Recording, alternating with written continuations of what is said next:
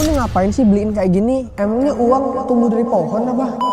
Hai, welcome to my YouTube video. Kali ini balik lagi sama gua Arif di channel Kak Arif. Pernah nggak sih lo denger dari siapapun itu, nyokap lo, bokap lo, kayak kamu nih ngapain sih beliin kayak gini? Emangnya uang tumbuh dari pohon apa? Ternyata itu hampir ada di setiap keluarga di Indonesia. Dan ternyata setelah gue pikir cuma ada di Indonesia, di Amerika juga sama. Mereka juga punya istilah yang sama kayak, hey, money doesn't grow on trees.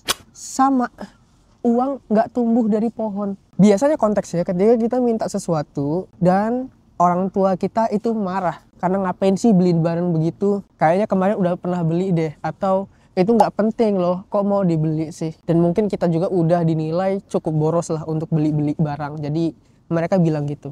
Ya sebenarnya ungkapan ini oke-oke aja. Cuma gue ngerasa akhirnya ungkapan ini itu tertanam di dalam bawah sadar kita. Jadi kita punya mindset, oh uang nggak tumbuh dari pohon. Means uang itu susah dapetinnya. Karena kita tahu uang susah dapetinnya, jadi tujuan kita ketika kita punya uang adalah untuk irit-irit. Jadi sebenarnya gue mau bahas kenapa sih ini muncul menjadi sebuah masalah untuk anak-anak kita ketika kita bilang uang nggak tumbuh dari pohon atau uang tuh susah dapetinnya. Ya sebenarnya tujuan kita benar, bagus untuk anak atau agar anak bersyukur dengan adanya uang ini, jadi gunakan sebaik-baiknya, jangan boros. Kalau konteksnya kesan oke, cuma sisi negatifnya adalah ya karena kita tahu uang ini susah didapetinnya, jadi kita harus irit. Ya udah, pola pikir kita ya kalau misalnya dengan duit ya kita harus irit gitu. Kita cuma fokusnya irit, irit, dan irit. Hemat, hemat, dan hemat. Kita bukannya fokus gimana caranya menghasilkan duit yang lebih banyak.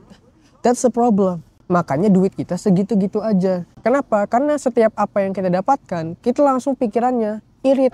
Bukan ke, oke, gue sekarang dapat segini. Let's say sekarang gue dapat 1 juta. Besok gue harusnya dapat bisa 2,5 juta nih. Enggak gitu, tapi gue dapat sekarang 1 juta. Gimana caranya 1 juta ini bisa gue pakai selama 1 bulan?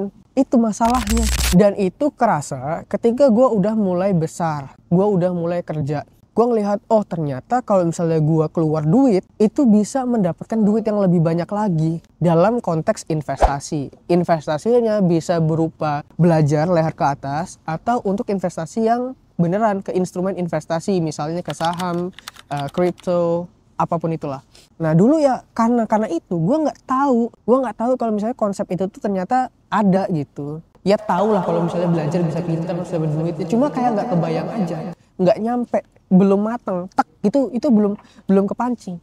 Jadi menurut gue itu masalahnya. Dan itulah kenapa ya fokus gue dan mungkin teman-teman gue yang dari kalangan miskin, ya mikirnya gimana caranya kita bisa irit, bisa hemat, pakai duit ini 1 juta atau 2 juta sebulan buat yang penting cukup. Gimana caranya? Itu bukan fokus gimana caranya nambahin duit biar nggak 2 juta lagi, biar naik 3 juta, biar naik 5 juta. Enggak. Jadi cuma kepentok di situ. Kalau ada syukur, kalau nggak ada ya udah. Yang penting kita sekarang bisa hidup irit. Itu PR-nya.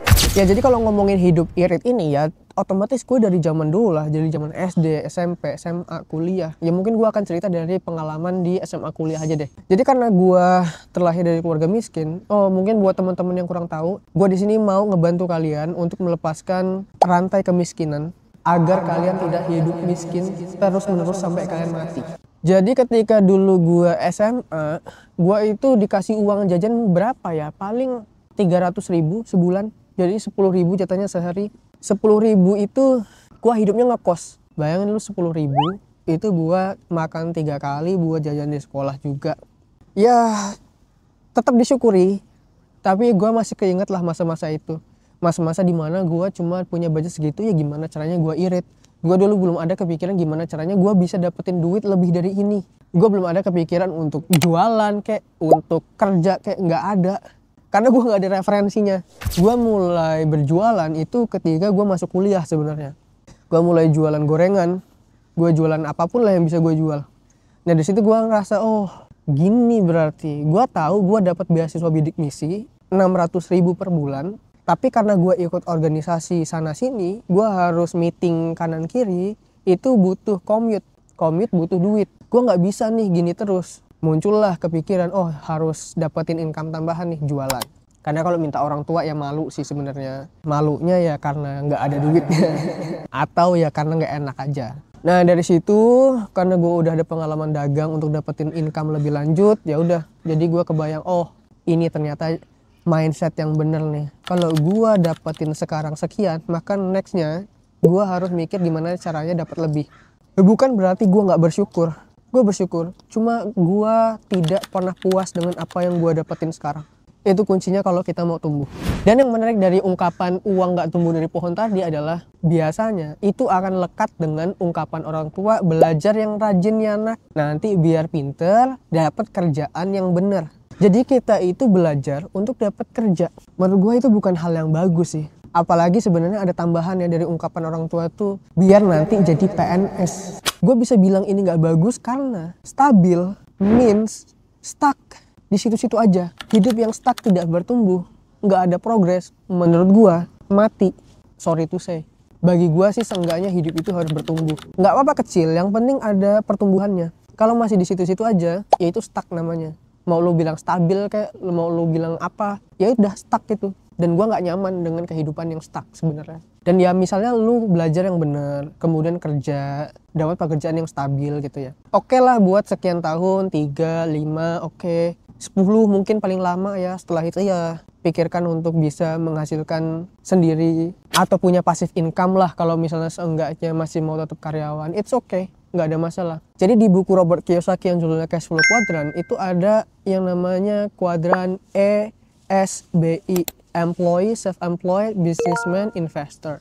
Jadi kalau misalnya lu masih fokus ke satu kuadran aja, let's say lu tadi udah belajar mati-matian dan lu sekarang jadi karyawan, lu itu menukarkan waktu buat duit. Ya lu masuk pagi pulang sore, atau lu ada lemburan gitu ya. Yaitu lu menukarkan waktu dengan duit.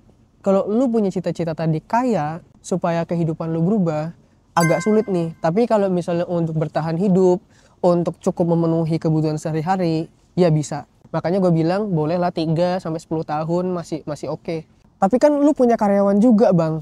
Nanti karyawan lu pada resign gimana? Belum selesai gue ngomong. Sebenarnya di buku ini juga dibahas. Jadi nggak semua orang itu bisa jadi seorang businessman ataupun investor full di sana, di satu kuadran.